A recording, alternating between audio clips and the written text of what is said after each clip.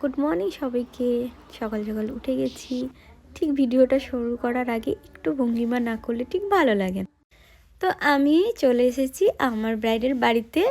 তো আজকে আমার সাজানো ছিল, এটা 15ই নভেম্বর ডিসেম্বরে ছিল।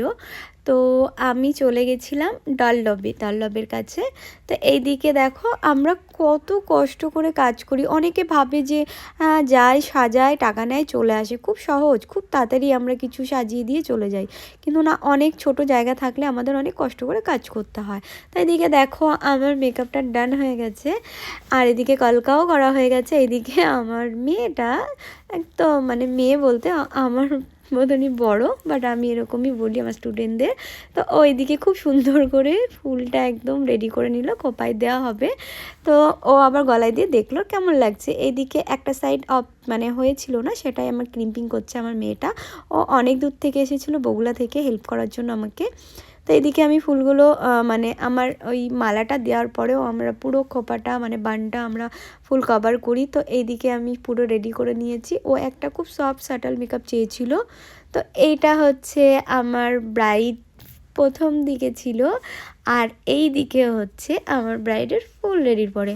তো তোমরা সবাই প্লিজ কেমন লেগেছিল 15ই ডিসেম্বরের কাজটি তোমাদের সকলের। তো এইদিকে আন্টি আছে, আন্টিকেও একটা পার্টি লুক দেওয়া হয়েছিল। এটা আমি করিনি, এটা আমার স্টুডেন্ট করেছিল। তো আন্টির কাছ থেকে শুনে নেব যে কেমন লেগেছিল। তো শুনে নাও। এই যে আজকে আমার মিষ্টি ব্রাইড, আর এই যে মিষ্টি ব্রাইডের মা আন্টি। তো আমি আজকে যাকে সাজালাম বেঙ্গলি নয়, নন বেঙ্গলি, বাট পুরো বেঙ্গলি লুক নিল। আন্টিও মনে হয় জীবনে প্রথমবার এরকম শাড়ি এরকম করলো। তো বলো কেমন লাগলো আন্টি? খুব ভালো, খুব ভালো। মেয়েকে কেমন লাগছে? মেয়েকে তো খুবই সুন্দর লাগছে। সুন্দর লাগছে। মেয়ে এবার বাদ, আপনাকে কেমন লাগছে বলুন? আমাকেও ভালো লাগছে। আজকে তো জামাই বাড়ি সবাই ফিদা হয়ে যাবে। ওকে, খুব ভালো লাগছে, খুব মিষ্টি লাগছে। টাটা।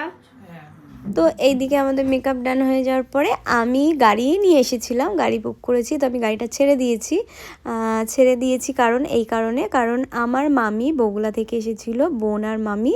তো আমি মেট্রো করে দমদম যাব, দমদম থেকে ওদের স্টেশন থেকে আমাকে নিয়ে যেতে হবে, ওই জন্য আমি গাড়িটা ছেড়ে দিয়েছি। এইদিকে আমার স্টুডেন্ট রিমি দেখো ব্যাগ নিয়ে যাচ্ছে, আমার স্টুডেন্ট ভিডিও করছে, আমিও ব্যাগটা টানছি। অনেকটা ভারী থাকে, ওরা এত মানে কষ্ট করে কি বলবো। তার মানে এটা নয় যে আমি ওদের ব্যাগ টানানোর জন্য নিয়ে যাই, এটা ভালোবাসা। তো ফাইনালি দেখো আমি দমদমের কাছে চলে এসেছি। ওই যে আমার মামি দাঁড়িয়ে রয়েছে, আর আমার বুনু 2 ঘন্টা আমার জন্য ওয়েট করেছে, 2 ঘন্টা। ফাইনালি চলে এসেছে, আর এই দিকেও আমাকে দেখেনি, এখন দেখেছে পুরো এক করে হাসি কুচু কুচু করে হাসি দিয়ে দিল।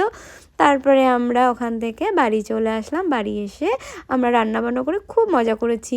তো তোমরা সবাই প্লিজ বলবে যে আমার মিনি ব্লগগুলো তোমাদের কেমন লাগে। তোমাদের কমেন্ট আমাদের কাছে খুব ইম্পর্টেন্ট। তো আজকের মতন এইটুকুই, টাটা। সবাই ভালো থেকো, সুস্থ থেকো।